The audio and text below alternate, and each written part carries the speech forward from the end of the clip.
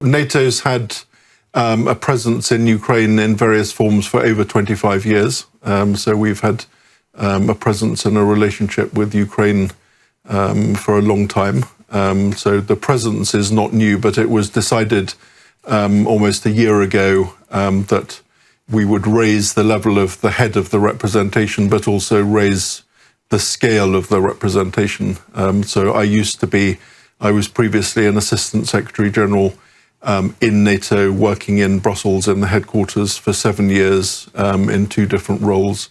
So this is a position at that same level. So that was part of a set of decisions on really strengthening the relationship between NATO and Ukraine. So the role involves heading the team. So the team since last year has roughly trebled in size. It will grow somewhat further this year. It's a team which is both international and local. So about 2/3 of the staff are local, very good local team with people. Some of the people have been here a long time representing NATO and really know the system. So heading the team, representing in Ukraine all of the elements of cooperation between NATO and Ukraine, talking across to colleagues right across the Ukrainian government, but also working closely with colleagues back in Brussels in the NATO headquarters. So it's a two-way representation. A little bit like it would be if you were a bilateral embassy. But I would say we'll get further into the areas of cooperation, but the relationship between NATO and Ukraine is the strongest it has ever been, and there's a huge agenda between the two countries, and the relationship's very important for NATO, it's very important for Ukraine. And how do you see the main reasons behind this decision to create a new role, NATO senior representative in Ukraine, which was created last year?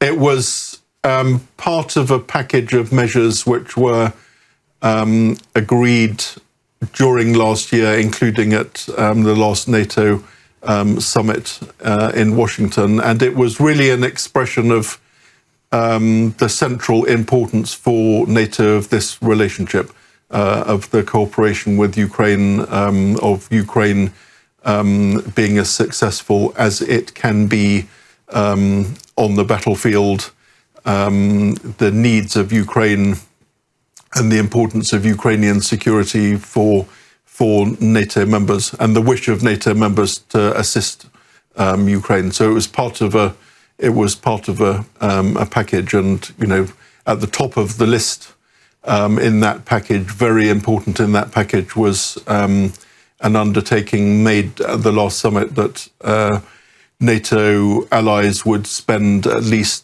40 billion euros on military assistance for Ukraine in 2024. And in fact, they exceeded that target. It was over 50 billion euros, and significant assistance will be provided this year, will be provided in the years to come. And from your perspective, how do you see your main priorities in your new role right now? So I think the political relationship is very important. So we have something called the NATO-Ukraine Council and a number of committees. So that's a opportunity for Ukraine and NATO in Brussels to discuss a range of political and other issues. So defense-related issues, the provision of security, reform issues. So there's a big political role, and obviously we're in the middle of very significant political events here, international political events. So the political relationship between NATO and Ukraine is important. And in the past, at the senior level, if I make a military comparison, the NATO presence was headed, say, at colonel level. I'm not military myself. I'm a civilian, a defence civilian, but now we have an Assistant Secretary General level representation, which is like the equivalent of in military terms of of a general. So we have somebody here, that's myself, my successor, whenever that may happen, who can relate to almost any level of the Ukrainian government from day to day as needed, whereas in the past we were relying on just on visits in both directions. So there are still obviously lots of contacts between the Secretary General and President Zelensky in person and on the phone, plenty of contacts between the Foreign Minister, the Defence Minister and colleagues in NATO and amongst allies, but having somebody here on the ground. So that is one thing. And then on another couple of specifics, one, I think it will be very important as we go ahead in the next few years to help Ukraine think about the strategy towards its defense capabilities for the future, whether there is an early peace settlement or not. It is clear that Ukraine will need to have now and in the future very, very significant defense capabilities. It's shown incredible resolve and capability, and it's done that with significant assistance from allies. That will be needed in the future. So I think that will be an important file. And then it continues to be the case that assisting Ukraine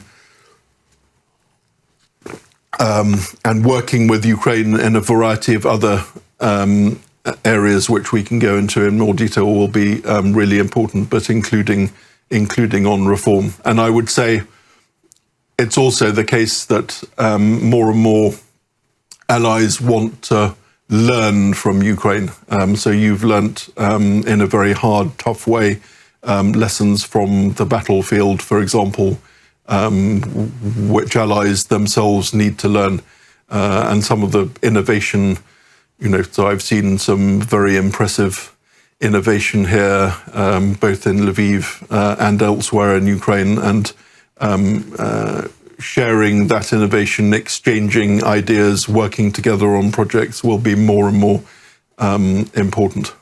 You just mentioned about the personal contacts between President Zelensky and NATO Secretary General. From your perspective, what kind of role do these personal contacts play in supporting Ukraine? Because President Zelensky usually has this phone call with NATO Secretary General during another, after important summits, meetings, before, after, for example, conversations with international leaders, with US President Donald Trump. What do these personal contacts mean for Ukraine? I think personal contacts are extremely important. And, personal relationships are very important. Trust is very important. Willingness really to listen in both directions. What I've seen of the relationship, and I've sat in a number of meetings, listened to a number of phone calls. I think the relationship is a very good, very strong and very important one. This is a time when relationships matter. I think the Secretary General also has a very strong personal relationship with President Trump, with other NATO leaders, and that matters a great deal. And I think President Zelensky's willingness to say very clearly, we are willing to have a full immediate ceasefire is an important thing. And also NATO Secretary General is always making the case why it is important to support Ukraine. What does it mean for Ukrainian global affairs from your perspective? So NATO is going to have another summit in The Hague next month in a little bit more than a month's time. NATO summits are often important events, but that is certainly going to be an important event. A key decision at that summit, which is related both to the security of NATO allies and certainly Ukraine, will be a decision on defence spending by NATO allies. At the moment, NATO allies have a target of spending at least 2% of their national wealth each year on defence. So that target will be raised significantly. I'm not going to make a forecast by how much, but a significant increase. And I think there will also be agreement on having a target for defence-related expenditure, for example, on resilience or relevant infrastructure. So NATO, non-US NATO allies spend roughly $500 billion a year, dollars a year on defence. You know, so raising that target significantly would add potentially several hundred billion a year. You've heard Germany talking about being willing to spend an extra $500 billion. You've heard the EU saying it would be willing to use its instruments to enable the spending of another 800 million. So that's a very big thing, and that is of direct relevance, both for allies, for their defence, but also for their ability in the long term to continue providing support to Ukraine. So as I say, in 2024, that support was over 50 billion euros. So that's subject one. A related subject, so part of that commitment to doing more on defence is defence industry. So it's clear, the Secretary General has been making it very clear that it will be necessary to raise defence industrial production rates of production, innovation, collaboration between partners and between allies and partners in defence industry, and that applies on both sides of the Atlantic. So Russia in 3 months, on some estimates, produces as much ammunition as NATO does in a year. So, you know, that is not a satisfactory state of affairs. So we need to improve on that. And that connects to what is happening here. So it's been interesting, both in Kyiv and Lviv, hearing and seeing the increase in defence industrial capacity here. So I think it's gone from about $1 billion worth of production capacity 3 years ago to the estimate that I've heard is $35 billion of capacity in Ukraine in 2025. So I think working together between Ukraine and allies in that area will be really important benefit for both, so joint ventures. And then, as I already said, the ability to sustain defence assistance to Ukraine, that commitment from a year ago to at least 40 billion, something like that commitment going forward for this year, and you know, being able to sustain it in future years will be important.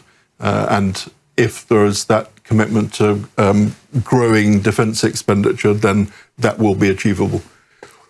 You just mentioned about the capacity of military-industrial base of NATO members countries. Do you see this political willingness to do more, but not only to do more little, to do more significantly, to also support Ukraine and its military-industrial base? Do you see this as a real game changer, or just some political postures, political statements? No, I think if you listen to the kind of statements that a number of NATO allies have been making, a number of leaders have been making, the commitments on defence spending, on defence capabilities, on forces. So, you know, to have stronger defence, you need to spend more, you need more capabilities, you need more production capacity, you need more people, you need more material. So all of these things, and I think the kinds of statements that you've been hearing in recent months make it very clear that there is a strong political will to, as you say, to change the game. And I would say part of changing the game is a stronger collaboration between NATO allies and Ukraine. And I think there is a will to do that, and we need to make sure we make the most of the opportunities, and that's, work both for NATO allies and for Ukraine, but, work together, and it will be in both the interests to do that. And do you see the transatlantic unity between the US and other European members of NATO? Because there have been different signals from the United States, and it also would be important to have this unity to invest in military-industrial base. I've heard people saying that the US is somehow not committed to NATO or not committed to assisting with the defense of Europe. And the Secretary General has said very clearly, US leaders have said very clearly, President Trump and all of his national security team have made very clear, said repeatedly that they're committed to the collective defense promise, which is at the heart of NATO, the Article 5 commitment to defend each other. So that is clear. And no US leader has been saying we're just planning to withdraw from Europe. It is always possible under any US administration that there will be adjustments in US forces in Europe. That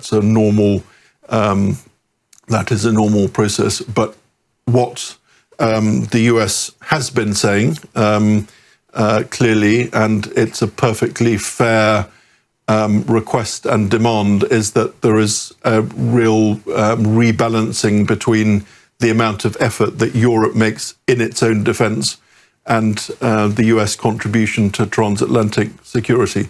And we are confident that that rebalancing will take place. That will be to the benefit of Europe, to the benefit of Ukraine, to the benefit of the US. So it's the right thing to be doing. And, that is at the heart of what will happen, including at the summit, but also in the coming years. And that, I believe, will also be of benefit to Ukraine. But I think you'll find that a number of allies and NATO itself are interested in the question of Ukraine's own capacities, both its defense forces, but also its defense industry.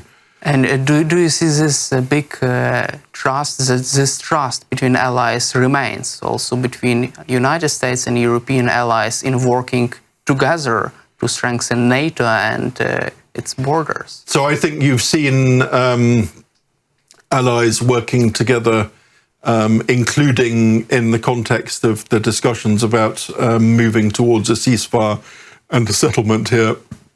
You've seen allies working together very effectively. So if you like, transatlantic cooperation, but also both transatlantic and cooperation between those allies and Ukraine. And I'm confident that that will continue. And I would say that allies are grateful for President Trump's leadership.